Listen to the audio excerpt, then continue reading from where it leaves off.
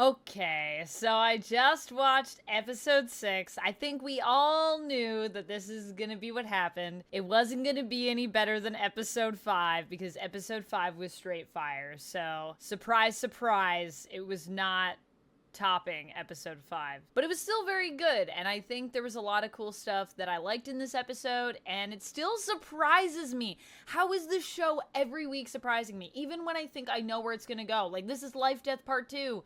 I know what I'm gonna get. I don't know. So my friends, without further ado, I guess it's time to go on a journey to the ghetto Milky Way.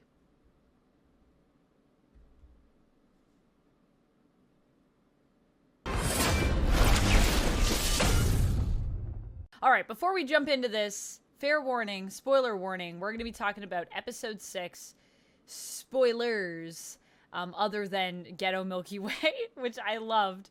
I was told about this line.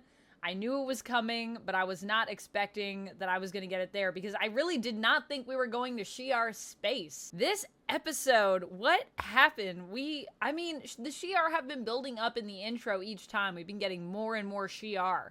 And I feel like this episode's intro was the most Shi'ar we've ever gotten, which makes me think when things build up in that intro and you're noticing more and more flashes, it's a sign. It's like signs flashing around you to say, hey, guess what?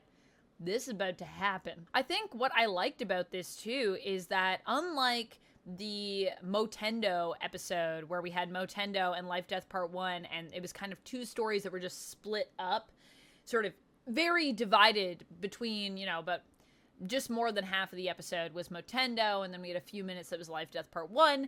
These two stories are very well interwoven into each other. So we have Lifedeath Part 2, which is, I would say, kind of the main juiciness of what's going on in this episode. Main juiciness? Goodness.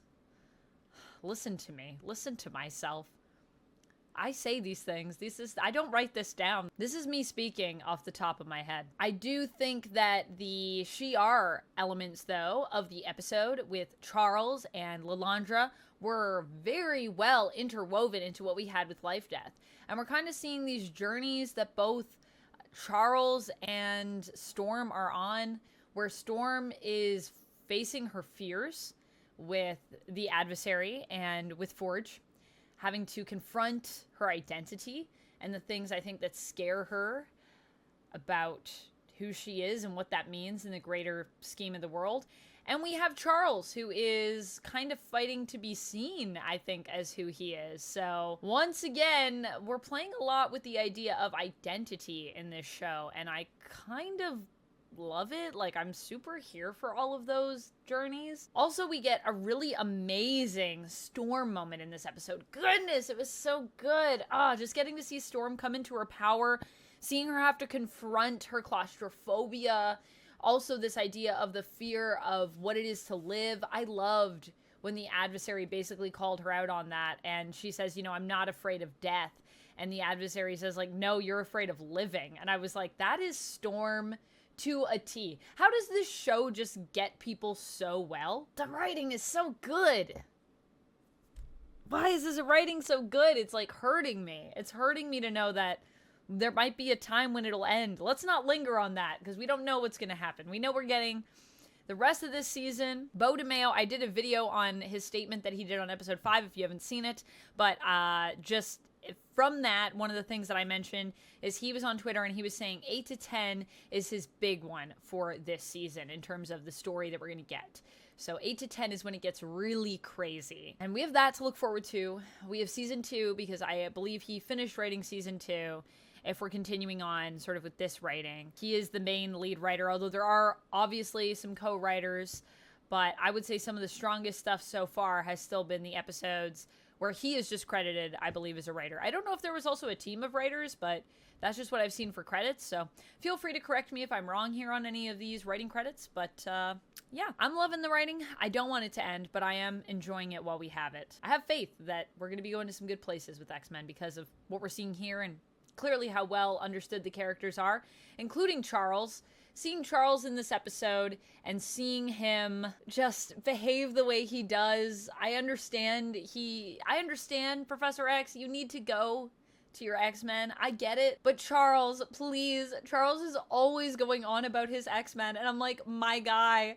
This is why Charles is like, can never settle down with anybody. You know what I'm saying? He's just always got to run off to his X-Men. And I know it's not just his X-Men. I understand that when he's on the astral plane and he's trying to literally teach the Shi'ar a lesson, which I also love. What a Charles way to deal with a conflict and be like, none of this.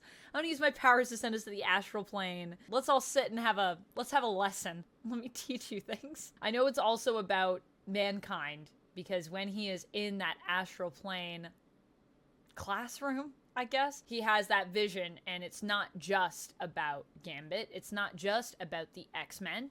This is about humanity. This is about mankind. This is about all of Earth. However, he's not very good at explaining that, is he? He's not very good at saying, hey, look, I'd love to stay and figure this out because this is important to me. He basically says, you know, it doesn't matter. I think he literally says that to Lilandra when she's like, but this will fall apart, and then my sister is gonna like try to take power and everything will be crazy in Shi'ar if you leave right now. And also, they're not gonna think humans are cool. They're definitely, we were almost there. If you leave right now, you're jeopardizing our relationship between our two worlds, Charles. And Charles is just like, it doesn't matter. I was like, oh my gosh. I can't believe you just said that. Like, I can believe you just said that because you are Charles Xavier, but oh my goodness. I think something else that I really loved in this episode is we get so many cool characters. I loved seeing Gladiator in this. Oh my gosh. Vulcan also, excuse me? Vulcan just casually there. I was like, what? Totally makes sense, but also, what? I hope that goes somewhere. I don't know where, I can think of some places we might go with that, but I am intrigued. You have my full undivided attention, as though you didn't already before. You definitely did X-Men 97, but hello. We also get one of my favorite things in this entire episode. I'm saving one of the best things for one of the last things I'm going to talk about. And that is Charles Xavier's exosuit. That's right, friends. We are getting Charles Xavier's exosuit. Something I did not expect to see in this show, and I'm so glad we get it. I love the exosuit. For those that don't know about the exoskeleton, the Shi'Ar exoskeleton that Charles gets, it is a gift from Lilandra.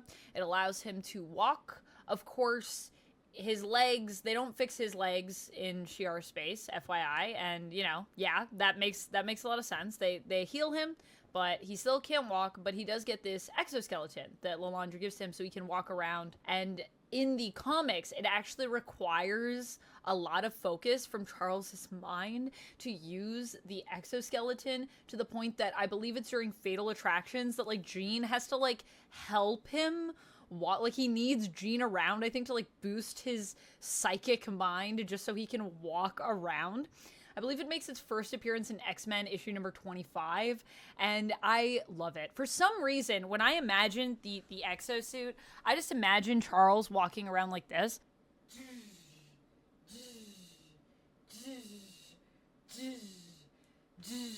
I don't know why, but that's where my mind goes. So to see it here was like a weird dream come true. So thank you, X-Men 97. For making my dream a reality. Although he doesn't walk like that in the show, but in my mind, in my headcanon, he still kind of does in my headcanon. We also didn't get into, I don't think, the psionic demand of the exoskeleton or anything like that, so I don't know if that's the same, but it's just nice to see it. It's just a small thing. It's the small things that really, really hit me as an X-Men fan. Overall, I think the pacing of this episode was really great. Like I said, just these two stories are really well interwoven, so it does feel like we are getting a continuation of Lifedeath, but it's not packaged up into one half of the episode. It doesn't feel like a two-in-one. It just feels like two stories that seamlessly are kind of blending. I will say, I was surprised, kind of surprised, kind of not, at the fact that we get some insight into who is behind the Sentinel attack in episode 5. A lot of people online were saying they thought it was going to be Bastion. And I said before, I don't know if I said this actually in my previous episode, but I was talking about it with some friends, at least, if I didn't mention it here, where I was talking about just how in my heart of hearts, I just really wasn't feeling Bastion. Like, I see all the clues, and I definitely think that is something we could be playing into in Operation Zero Tolerance and all of that. I'm not saying no. I was like, I don't know. It's like not feeling, like I'm just not feeling it right now for some reason. I don't know. And other people had been mentioning, there was a commenter, if I can find their comment, I will bring them up here and shout them out. So thank you for commenting this. And I agree, the fact that the Wild Sentinel that we had in episode 5 had green coming out of their mouth, you know, like everything was green, and obviously Sinister's color is green in the show, his lab was all green, and how it could be connected to Sinister. And then there were also lots of people online that were just saying, you know, Sinister has clearly already been said that it's going to be he's the big bad, so he's clearly the big bad here, and that's that. And those people were all correct. Sinister is the one seen to be puppeteering behind the scenes, kind of puppeteering Bolivar Trask, who clearly also, I think, feels actually bad about what happened on Genosha, weirdly. But it's the idea that I also don't think that's going to be it. Like, Sinister's clearly behind this. But my question is, why? Because Mr. Sinister isn't usually a person that just wants to exterminate mutants. Like, that is very much more of a Sentinel, humans, or AI versus X-Men vibe. And sometimes the Inhumans, but not intentionally. So the idea of eradicating the mutants, it just doesn't fit a lot of the times with Sinister's MO. But I am wondering if it has to do with evolution. Like, maybe this is something he's doing to try to encourage the mutants to evolve in some way, because he is very much about, like, mutant evolution and mutant genetics. So I'm just wondering how that plays into what he's usually interested in, or, you know, his obsession with, obviously, Scott Summers and the Summers family line, and Scott and Jean, or Scott and Maddie, and having the perfect babies. So that's where I'm kind of at with it. I definitely think there's going to be more pieces to this puzzle, but I don't think we're actually going to have all the pieces till episode 10. And I love that every time we get to this part of the review, I want to talk to you guys about theories, but it's really like my mind is going in like 20 different places at once, and all of them feel very valid. Like, I can see Operation Zero Tolerance. Clearly, Sinister fits into this somehow, and I was already kind of thinking when someone pointed out the colors to me are a huge sign in a story. I just feel like coloring is so important to try to cue us into syncing up villains, especially in Marvel. I could also still see us going, you know, there could be some hidden villain behind all of this. So we have Bastion, we have Sinister, and there could be even more going on behind the scenes. I definitely think we could get I definitely think Apocalypse could be part of this somehow. And perhaps, maybe Apocalypse is the one that wants this to happen, and Sinister's working with Apocalypse. I don't know. It could be something like that. There's just so many places I can go in my mind. I don't